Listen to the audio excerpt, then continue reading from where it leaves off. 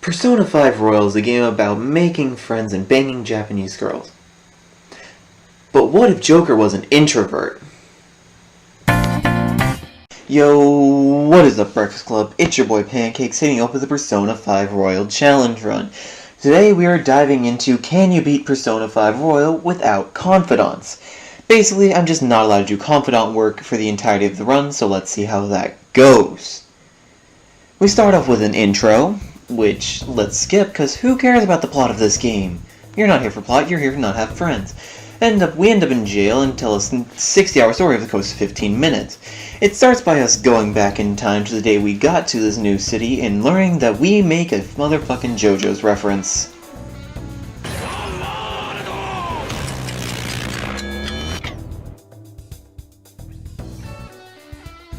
We are then taught to talk to people, but we're going to avoid that for the remainder of this run. We meet our father for our remaining time in the city, and learn that we're going to be living in his cafe. Which, honestly, not the worst accommodations. The Wi-Fi is probably not the best, but at least I don't have to deal with any annoying pets. I dream that I get domed by two toddlers and a large-nosed individual that's certainly not going to be plot relevant in some evil twist kind of way. Nope, his voice is completely natural and what it always has been. Thank you very much. We then go to school and meet the most powerful character in the game, the Breakfast Lord. He who rules over the domain of breakfast foods. With his breakfast buffet palace, he will smite down thee who tries to disturb him. We immediately decide to pledge our entire being to this man, as he controls the area that includes us. We also learn that our teacher is a night lighting as maid, but who cares? Breakfast Lord is right there, we cannot take our eye off him.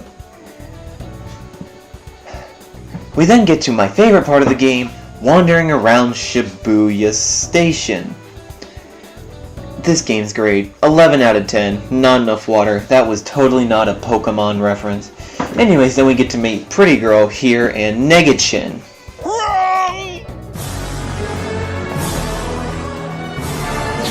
The Negachin! We then run into Vulgar Boy here and he immediately decides we don't know where to go, so he takes us to Negachin's Love Palace, in which we have some very weird foreplay and quickly decide that we want to be the top in this relationship. So we summon the persona just to prove that we're the ones in charge. And light ourselves on fire. It's kind of weird. Someone's into it, probably. We then learn about Negachin's weirder side as he's keeping a cat in here. Yeah, I'm not sure I'm on board with this. Anyways, I'm sure this cat's not going to be an issue for the rest of the run and not annoying me at all. Hell no, you can't go to the bathroom. You know where you can go? To sleep. After all of that fun, Vulgar Boy over here was too butthurt to continue, so we quickly leave the palace and end our flashback just to get the next part of the game spoiled for us. Thank you, Miss Prosecutor, we really needed that. Fun. Anyways, Ryuji decided he had too much fun yesterday to not go back in this palace, and he really wants to learn how to get Negachin to have fun with him. So he summons his persona like we did because he thought that would work. Anyways, after learning more about the Big Boy's Kings, we learned that he has a girlfriend, and Vulgar Boy is not too happy about that. It ends up being the pretty girl we saw getting in his car earlier, and we're not all too surprised, and oh god, the cat's back. Oh no, he's gonna be an issue, isn't he? Oh boy. Moving on. Leave. Cat. Anyways, we hang out with Negachin's girlfriend for a little bit, only to find out they're not really dating? But we saw them in the car together, we're not sure to believe. So after we try going back to his love palace, the girl follows us and gets mad that Vulgar Boy is getting more action than she is. So she decides to join us. However, oh wait, y'all remember Mirror's Edge? Cause I do. Anyways, this pretty girl learns she doesn't like the kind of foreplay we do.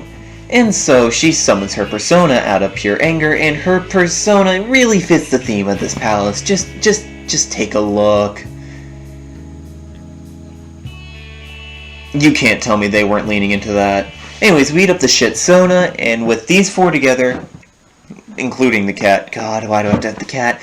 We start Operation Get These Two Laid, because they are way too frustrated. We enter the palace and learn how to baton pass better than the Olympic track team, steal Negachin's seed, fucking die. I'm playing on Merciless, and I'm not good at this game. Have the cat kill a phallic object, get an unwanted circumcision, question the cat on how much he really knows about this, and then we get to training. And now, training is the first of two things I'm going to abuse throughout this run. This allows me to raise my HP stat. And this is a good time to talk about why Confidantless is really annoying.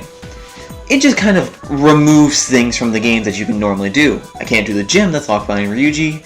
I can't do group guillotine that's locked behind the twins. I can't change out my party members that's locked behind Hifumi. I can't do any of that, so I got to find some ways around it. And this is one of them. Anyways, we go and hit some taters, and then decide to take on the boss fight. Negachin's boss fight has a tongue with more animation quality than my life, and probably has a higher budget than my college degree. We equip Slime for this fight so we take less damage than everyone else on our team, then we just take down Bunny Girl Senpai, steal the crown from right off top of his head, and try to Persona 3 him, but grab a real gun instead of an evoker, and he goes down. It's the first boss fight, it wasn't really hard, but it's been the hardest so far. After our victory, we get a lovely sermon by the Breakfast Lord as he goes over the nutritional value of different breakfast items and why breakfast is better than every other meal of the day. And I completely agree because I have devoted my life to this man. He is all-powerful, the Lord of Breakfast himself, as he gets interrupted by Negachin committing social suicide and saying that dinner is better than breakfast. And we all shun him for that. We go and hit celebratory taters and then immediately after go and eat celebratory taters, and run into Old MacDonald here, which I'm sure will not be relevant to the plot for the rest of this game, because I'm not letting him be. We name ourselves the League of Villainous Evildoers, magically united for frightening investments and naughtiness, before meeting the first disciple of Breakfast Lord, who's disguised as a student council president. After learning this information, we go hit dingers, only to learn that this is now being compared to the act of committing arson by my Twitch chat. Another one of Breakfast Lord's great sermons is now interrupted by the introduction of a new character. But, like a Yearbud Tavern video, we're going to ignore the third semester, so I'm going to swiftly unintroduce this man. We learn that On has a stalker and quickly catch who this person is, and it turns out to be Matt Mercer from Critical Role. I'm personally a big fan of this guy, but I won't be using him at all this run. Out of excitement for meeting one of my childhood heroes, I button mash the cat to make him throw up, and learn that Matt Mercer is the apprentice of a famous artist. He's really good at art, this artist. He has a very nice drawing of Matt Mercer in his personal house museum. I then decide to fuse Jack Frost, since I'm not using Matt Mercer this run. This is an Ice-type persona, and even though he calls me a hoe, I'd think it'd be a good idea to get him. Let's see how that went. So he can't watch the stream because he's probably on a fucking airplane right now.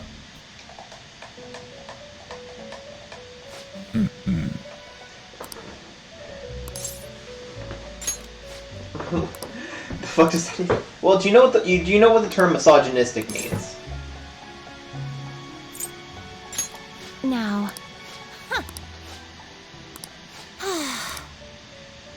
Listen up, inmate. Farewell. Oh. Good to know. Hmm? It seems you brought the specified persona.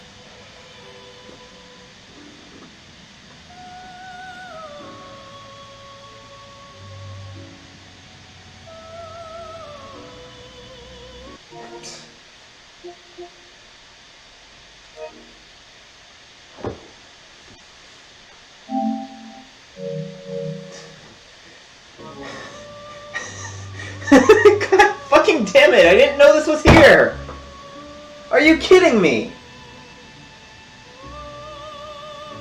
Are you fucking kidding me? As I just lost the run, I decide to go to my last save file and immediately delete Jack Frost from my party. And by immediately delete, I mean I wait around for about 2 minutes when someone in the chat finally tells me how to do it. Matt Mercer, you can't ask that question of a lady. Never mind. I get it now. Yeah. After a very fast weight loss program, the artist is so impressed by this that he calls the media on her. Pretty Girl does not like this and falls into the palace, but luckily Matt Mercer falls for her, with her. Also wanting to know the secret to instant weight loss, he decides to summon his persona and... Hey, Slay? Is this the right script? Yep, just keep going. Are you sure? This seems a little... different? Yep, just keep going. We don't have all day here. I mean, this isn't even persona related. Just read it. Okay then. Dear Miss Alicia, I have become completely smitten with you. No. Get that here. Why would you read that? It's private. I tried telling you. Just present the Madarame fight. But I'm not there yet. Well, so who's Miss Alicia? just present it now. So Madarame's fight is a series of 4 paintings that cost more than my college tuition. I've done that joke. Car payments? They cost more than my car payments. I don't pay for my car. Luckily, in the translation to Persona 5, this boss fight got a little easier in the fact that... okay. Like I was saying, in the translation to Persona 5, this boss fight got a little easier in the fact that I get to abuse the new mechanic in Baton Pat. God... If I get to the second phase, that fucking is. As I was saying...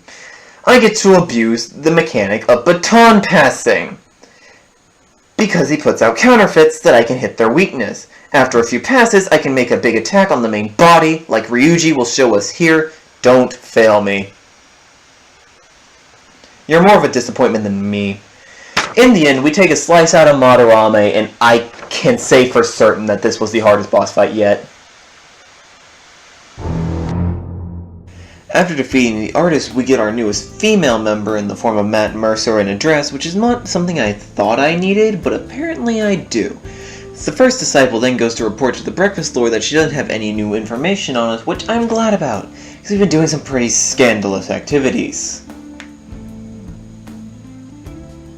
Don't show this video to your kids. It's not work appropriate. And then we hit some dingers. Like, actually this time. After that, we meet a fellow breakfast connoisseur that no jokes are ever made about, and then we have 3 bros chilling in a hot tub 5 feet apart because they're not gay. And an old dude. Who might be gay. After that, the first disciple comes and finds us at our secret hangout spot to specifically ask Joker out on a date, but we're not for that. So when we meet her on the rooftop, we decide to bring 2 other people. You know, as you do. It turns out she didn't actually want to ask us on a date, but wanted us to change the heart of some mafia boss. And through the power of Francois, the non-existent cat, we figure out that this dude right here smuggles pizza. And drugs, but mostly pizza.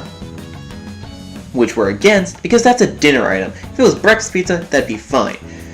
We end up meeting with this drunkard for the sole reason to sell out the guy that's trying to be friends with us to her later, and then Ryuji has a golden gay time with these 2 guys. We learn that the mafia boss is also a pimp, so we decide to go into his palace and bring the first disciple, because she's the best shot we got. She ends up not liking this and ends up summoning her persona out of anger. It's a bike, it's kinda cool. She then decides to join us to keep a look after us so we don't sell any other girls out to pimps. And did I mention that I summoned back Jack Frost? Angles, yes. I would like to try and booze a persona.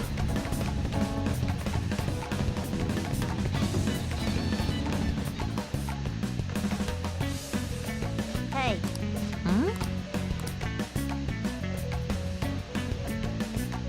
It seems you brought the specified persona. What? This naughty hee-ho right here led to the immediate creation of the anti-Jack Frost channel on my Discord. By the way, links in the description, go join, we're cool sometimes. Anyways, after that we learn how much a cat simps on a girl, which is way too much. We'll eat Tsukumi, Fukumi, Kinky, Fuse, Shiki the Freaky, die, twice. Yeah, Merciless kinda kicking my butt here.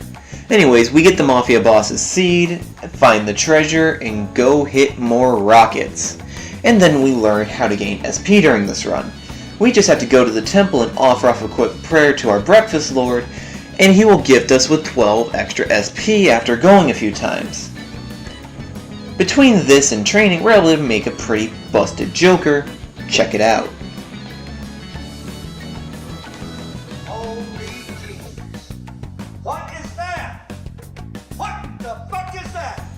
So yeah, it's boss fight time.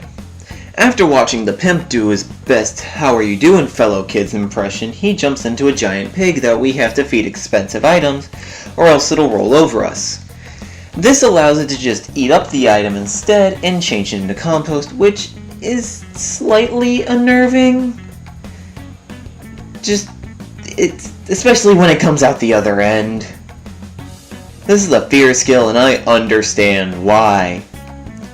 And now would be a good time to talk about easily the MVP of this run, Shiki the Freaky. He's just pretty good. We quite literally cannot lose this fight, so I'll take this opportunity to shill. Remember to click like and subscribe and leave a comment. Currently an undefined amount of viewers are subscribed because I have no views and no subscribers. Also, this video was sponsored by myself. I'm broke. Anyways, we beat up the mafia boss and steal his gold, which I wish I had in real life. I'm still broke. Anyways, after getting him to confess, the first disciple goes to the Breakfast Lord and promptly lies about us because she doesn't think that we're worthy of him. We get some celebratory fireworks before getting a text from Liam Neeson from The Taken. I do have a very particular set of skills. We decide to track the IP address to try and get a jump on this guy, because we can't take Liam Neeson from The Taken. It ends up tracking back to our dad's house, you know, the one he doesn't let us stay in. The first disciple in there decides to get a little more hands-on, but we can't let the kid see that, so I hold up a sensor bar instead of just cutting it out from the video. Then the dad comes back to see me holding a sensor bar over a girl, and impressed with our ingenuity decides to tell us his entire life story, and the fact that his daughter is Liam Neeson from The Taken.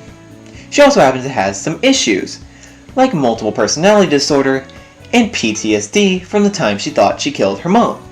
Which, you know, is fair.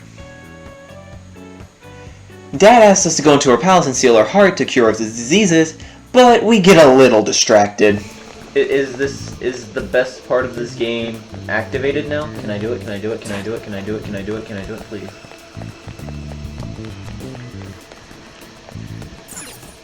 Yeah! Okay. Peak of the game right there. This game will not be any better from here on out. Everything else will just be a certified disappointment. After getting our focus back, we kill some Egyptian gods, feel a little rattled, solve some puzzles, do our best Indiana Jones impression, which, like, isn't very good. But we're thieves, not actors. You can't expect that much out of us, to be honest. And then I make one fatal mistake. Let's see if you can spot it.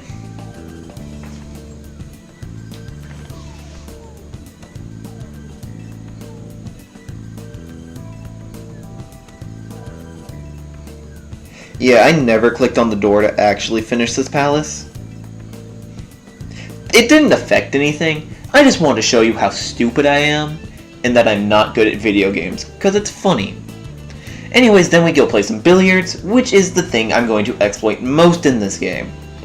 You see, when doing billiards, for a simple 800 yen you get to rank up your technical damage, which is very important because I'm abusing the heck out of status ailments.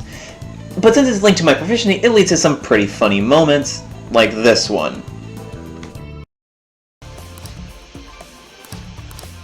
Oh, was that the jump shot? Oh. Wait, what the f- Thank you, game. Between that and darts, we're able to max out our damage output really early in the game, just in time for another boss fight. Hey look, it's boss fight time. We get stomped around by Father's daughter's mother for a little bit until Father's daughter comes along and saves us, and hey Slade, do I have to talk about the tentacles? Nope, you're good. Thank you. I'm not talking about the tentacles. Anyway, the real reason we won the boss fight is this. We reflected 5,532 damage onto her immediately, and she just kind of dies soon afterwards. Father's daughter didn't even have a big role in this fight. This boss fight was a piece of cake.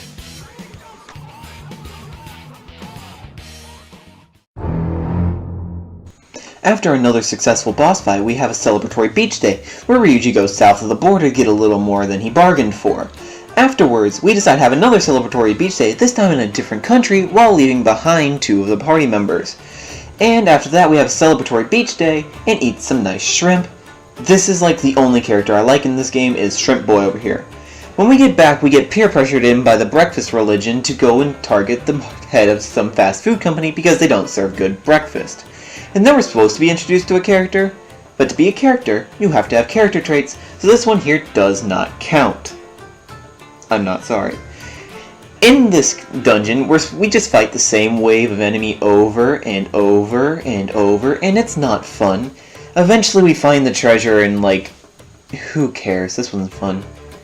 After this, some plot-relevant activities are supposed to happen. But we're not here for plot, we're here to be antisocial, so let's just kinda skip on by that if you don't mind. Anyways, it's boss fight time again. Ladies and gents, this is the moment you've waited for. Oh, okay then. So we Persona 3 him to try and get him to summon his persona before the Black Mask comes in to Persona 3 him, but to actually kill him, which we're not okay with. Then the internet thinks we killed him because we said we would, which is not a surprise, but we do end up getting canceled on Twitter, so we team up with this famous person to try and get ourselves some more views. He ends up just wanting to summon his persona and try and kill his boss, which I'm not okay with, because it ends up being my only friend during this run, the prosecutor. But I don't know that yet, so we actually go through with it anyways. We commit many dirty crimes in this palace because we're dirty crime boys, such as stealing identities, breaking and entering, rigging, gambling, hey, it's illegal in my state, it might not be in yours, but I don't care, aggravated assault, and contempt of court. And then we get some pretty cool fusions, like this Daisojo, so we got to enter the Bone Zone. Spooky, scary skeletons and shivers down your spine. We get our second really cool one through a way that I didn't know was possible before this run. Apparently, if you get a fusion alarm, or as we like to call it in my channel, a red velvet, you don't get a guaranteed fail on your second fusion. In some instances, and this happened twice to me in this run, it won't fail on the second time, and then you can fuse the 2 boosted ones together. And that ends up making something akin to an ultimate persona, which is really good, and I don't know how I hadn't heard about this till now, but hey, I'll take it. In this case, I got a Sarasvati, which normally is a persona that you use, but it's weak to nuke. However, with this double boosted fusion fail, I don't know what to call it, so I'm just going to call it that, she becomes basically an ultimate nuke user, getting the 2 heavy nuke skills, nuke boost, nuke amp, attack master, concentrate, and drain nuke. Anyways, it's now time for a new boss fight. This fight, as the Persona community would have it, is one of the easiest ones. For the Persona community, not for me, I'm bad at this game. So I died. But after a healthy dose of President's insights from the prosecutor's sister, that's also the first disciple, we're able to take her down and finish off a boss fight. Hey look, it's the intro again. Do we really care? No! And then we're back in the present day. Flashback's over and I've been offered a deal. In exchange for selling out my teammates. She says, I get a reduced sentence. And these people have tried to enforce me, the introvert, to go out and hang out with them this entire run. So you know what I say to that deal? Why not? They've been dragging me around places I don't want to go. It's time for them to get the short end of the stick after they've been giving it to me this entire time. Unfortunately, the influencer comes back around and reveals that he's on the side of dinner. He likes breakfast for dinner, which is heresy, and he ends up being the executor, telling us that our penalty was originally a double death sentence, but now it's just a death penalty. And with that, our justice is over. The run's done. So, there you have it. It is possible to beat Persona 5 Royal without doing any confidants. Is this run fun? Not in the slightest. Did I try making it entertaining? Probably, but I'm bad at that. I will say that it's very nice to have confidants, but it's not needed. A lot of them were overvalued in my eyes. I could definitely do this run without them.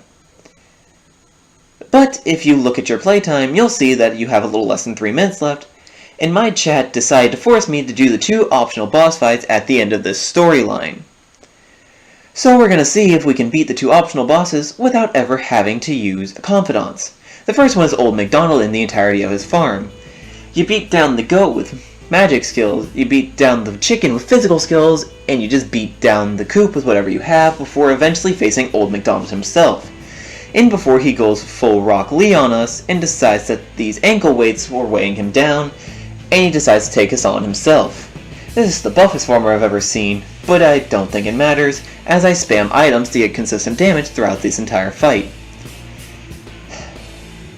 He then makes this a true one-on-one between the Breakfast Lord's most trusted warrior and Old MacDonald himself, but all of my party members were dead at this point, so it didn't matter.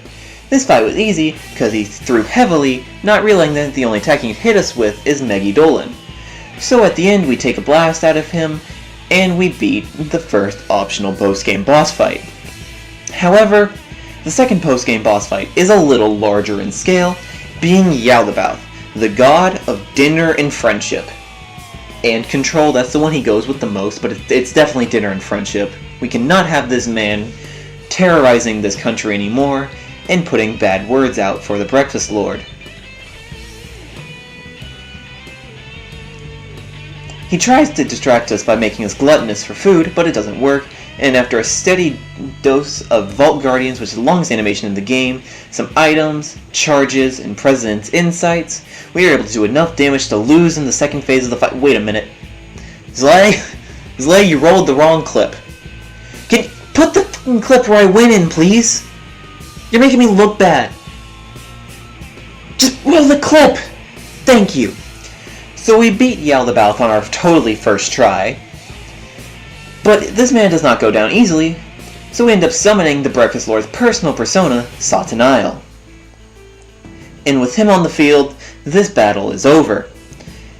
So yes, it is possible to even beat the 2 optional post-game fights without using confidants. I really did miss the use of Hifumi Togo during this run more than anything, as it made SP management a little difficult, but we were able to get through it and beat this entire game. So, thank you for watching the video. My name is Pancakes, and remember to always eat your breakfast. Peace out.